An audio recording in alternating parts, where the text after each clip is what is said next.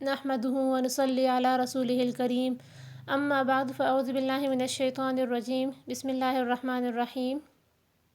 آج کا ہمارا سبق تیمم کے بیان سے ہے کہ کن چیزوں پر تیمم کرنا جائز ہے، یعنی کہ کن چیزوں پر ہم تیمم کر سکتے ہیں، تیمم کرنا اس سے درست ہے۔ پاک مٹی اور ریت اور پتھر اور چونا اور مٹی کے کچے یا پکے برتن جن پر روغن نہ ہو، روغن یعنی کہ کلر رنگ وغیرہ اس پر نہ ہوا ہو، اور مٹی کے کچی یا پکی اینٹیں اور مٹی یا اینٹوں یا پتھر یا چونے کی دیوار وغیرہ اگر ہو تو اس پر بھی ہاتھ پھیرنے سے ہم تیمم کر سکتے ہیں۔ اور گیرو یہ ایک سرخ رنگ کی مٹی ہوتی ہے اور ملتانی مٹی پر تیمم کرنا جائز ہے۔ ان تمام قسم کی مٹی پر ہم کیا ہے تیمم کر سکتے ہیں۔ اسی طرح پاک غبار سے بھی تیمم کرنا جائز ہے۔ سمجھ آ گئی؟ اس کے بعد سوال ہے کن چیزوں پر تیمم ناجائز ہے، یعنی کہ کون کون سی ایسی چیزیں ہیں جن پر ہم تیمم نہیں کر سکتے، یعنی کہ جن پر ہاتھ پھیرنے سے ہم تیمم نہیں کر سکتے، تیمم کرنا درست نہیں ہے۔ جواب ہے لکڑی، لوہا، سونا، چاندی، تانبا، پیتل، ایلومینیم، شیشہ، رانگ، جست، گیہوں، جو اور تمام غلے، کپڑا، راکھ، ان تمام چیزوں پر تیمم کرنا ناجائز ہے۔ یوں سمجھو کہ جو چیزیں آگ میں پگھل جاتی ہے یا جل کر راکھ ہو جاتی ہیں ان پر تمام پر کیا ہے تیمم کرنا ناجائز ہے۔ اور یہ تمام کے تمام جو ہے دھات کے نام ہے، جو رانگ ہے، جست ہے، گیہوں وغیرہ جو ہے تمام کے تمام کیا ہے دھات کے نام ہے۔ اس کے بعد سوال ہے پتھر یا چونے یا اینٹوں کی دیوار پر غبار نہ ہو تو تیمم جائز ہوگا یا نہیں۔ جن چیزوں پر ہم نے تیمم جائز بتایا ہے، پیچھے سوال میں ہم نے بتا دیا ہے، ان پر غبار ہونے کی شرط نہیں ہے۔ پتھر یا اینٹ یا مٹی کے برتن دھلے ہوئے ہوں جب بھی ان پر کیا ہے تیمم جائز ہے۔ جن چیزوں پر ہم نے کہہ دیا کہ تیمم کرنا جائز ہے تو ان پر غبار ہونے کی شرط نہیں ہے۔ سمجھ آ گئی؟ یعنی کہ ڈسٹ وغیرہ۔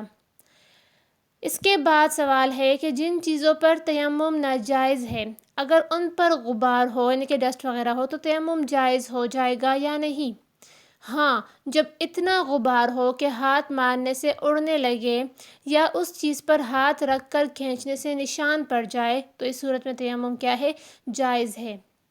جن چیزوں کے بارے میں ہم نے بتا دیا کہ تیمم ناجائز ہے، ان چیزوں پر اگر غبار اس قدر ہو کہ اس پر کیا ہے ہاتھ مارنے سے وہ غبار اڑنے لگے یا اس چیز پر ہاتھ رکھ کر کھینچنے سے نشان پڑ جائے تو اس صورت میں تیمم جائز ہے ان چیزوں پر بھی۔ اس کے بعد سوال ہے اگر قرآن مجید پڑھنے یا چھونے یا مسجد میں جانے یا اذان کہنے یا سلام کا جواب دینے کی نیت سے تیمم کیا تو اس تیمم سے نماز جائز ہے یا نہیں؟ تو اس کا جواب یہ ہے کہ جائز نہیں ہے، یعنی کہ اگر قرآن مجید پڑھنے یا قرآن مجید کو چھونے یا مسجد میں جانے یا اذان کہنے یا سلام کا جواب دینے کی نیت سے کوئی تیمم کر لے تو اس تیمم سے کوئی کیا ہے نماز نہیں پڑھ سکتا، اس کے لیے نماز پڑھنا جائز نہیں ہے، کیونکہ وہ تیمم نماز کے لیے نہیں بلکہ باقی ان تمام چیزوں یا باتوں کے لیے ہے۔ اس کے بعد سوال ہے نماز جنازہ یا سجدہ تلاوت کی نیت سے تیمم کیا تو اس سے نماز جائز ہے یا نہیں؟ اس کا جواب یہ ہے کہ اس صورت میں نماز پڑھنا جائز ہے۔ اگر کوئی تیمم نماز جنازہ یا سجدہ تلاوت کی نیت سے تیمم کر لے تو اس صورت میں اس تیمم سے کیا ہے نماز پڑھنا بھی جائز ہے۔ اگر پانی نہ ملنے کی وجہ سے تیمم کر لیا اور نماز پڑھ لی پھر پانی مل گیا تو کیا حکم ہے؟ اس کا جواب یہ دیتے ہیں کہ نماز ہو گئی، اب اسے لوٹانے کی حاجت نہیں، چاہے پانی وقت کے اندر ملا ہو یا بعد میں۔ اگر پانی نہ ملنے کی وجہ سے تیمم کر لیا اور نماز پڑھ لی، پھر سے ایک بار سمجھے، پھر پانی مل گیا تو اس صورت میں کیا حکم ہے کہ وہ نماز کو دوبارہ پڑھے گا یا نہیں؟ تو جواب یہ دیتے ہیں کہ اس صورت میں نماز ہو گئی، اب اسے دوبارہ سے کیا ہے، نماز لوٹانے کی حاجت نہیں ہے، چاہے پانی وقت کے اندر ملا ہو یا وقت کے بعد۔ اس کے بعد سوال ہے تیمم کن چیزوں سے ٹوٹتا ہے؟ تو جواب یہ دیتے ہیں کہ جن چیزوں سے وضو ٹوٹتا ہے ان سے تیمم بھی ٹوٹ جاتا ہے۔ ہاں، غسل کا تیمم حدث اکبر سے ٹوٹتا ہے، اور اگر پانی نہ ملنے کی وجہ سے تیمم کیا تھا تو وہ تیمم پانی پر قدرت حاصل ہونے سے بھی ٹوٹ جاتا ہے، اور اگر کسی اور عذر مثلاً مرض وغیرہ کی وجہ سے تیمم کیا تھا تو اس عذر کے جاتے رہنے سے بھی تیمم ٹوٹ جاتا ہے۔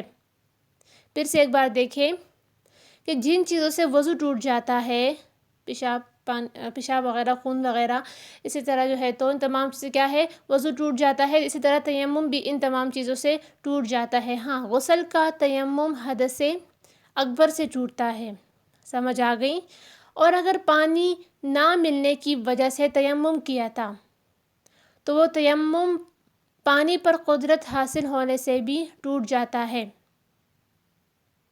اور اگر کسی اور عذر مثلاً مرض وغیرہ کی وجہ سے تیمم کیا تھا تو اس عذر کے جاتے رہنے سے بھی، اگر کوئی بیمار ہے اور وہ تیمم کر لے لیکن اس کی بیماری جو ہے تو وہ ختم ہونے لگے، جو عذر تھا وہ ختم ہونے لگے، تو اس عذر کے جاتے رہنے سے بھی کیا ہے، اس بندے کا تیمم ٹوٹ جاتا ہے۔ سمجھ میں آ گئی بات؟ اس کے بعد سوال ہے ایک وقت کی نماز کے لیے تیمم کیا تو دوسرے وقت کی نماز اس سے جائز ہے یا نہیں؟ یعنی کہ ایک نماز کے لیے ہم نے تیمم کر لیا، مثال کے طور پر صبح کی نماز کے لیے ہم نے، فجر کی نماز کے لیے تیمم کر لیا، تو کیا اس تیمم سے ہم ظہر، عصر وغیرہ کی نماز پڑھ سکتے ہیں یا نہیں؟ تو جواب یہ دیتے ہیں کہ ایک تیمم سے جب تک وہ ٹوٹے نہیں، جتنے وقتوں کی چاہو نماز پڑھ سکتے ہو۔ اسی طرح فرض نماز کے لیے جو تیمم کیا ہے اس سے فرض نماز اور نفل نماز اور قرآن مجید کی تلاوت اور نماز جنازہ اور سجدہ تلاوت اور تمام عبادتیں جائز ہیں۔ سمجھ میں آ گئی بات؟ آخری سوال ہے تیمم کی مدت کیا ہے، یعنی کہ کتنے مدت تک، کتنے وقت تک جو ہے تو تیمم باقی رہتا ہے؟ جواب یہ ہے کہ جب تک پانی نہ ملے یا عذر باقی رہے تیمم جائز ہے۔ اگر اسی حال میں کئی سال گزر جائے تو کچھ مضائقہ نہیں، یعنی کہ کوئی بات نہیں، جب تک پانی نہ ملے یا عذر جو بیماری وغیرہ ہے، جو بھی کوئی عذر ہے وہ باقی ہے، تو ان تمام صورتوں میں کیا ہے، تیمم جائز ہے۔ وضو جو ہے تو اگر نہ بھی کرے تو کوئی بات نہیں، تیمم جائز ہے، اور اگر اسی حال میں کیا ہے، کئی سال گزر جائے تو کچھ مضائقہ نہیں ہے۔ وآخر دعوانا ان الحمد للہ رب العالمین۔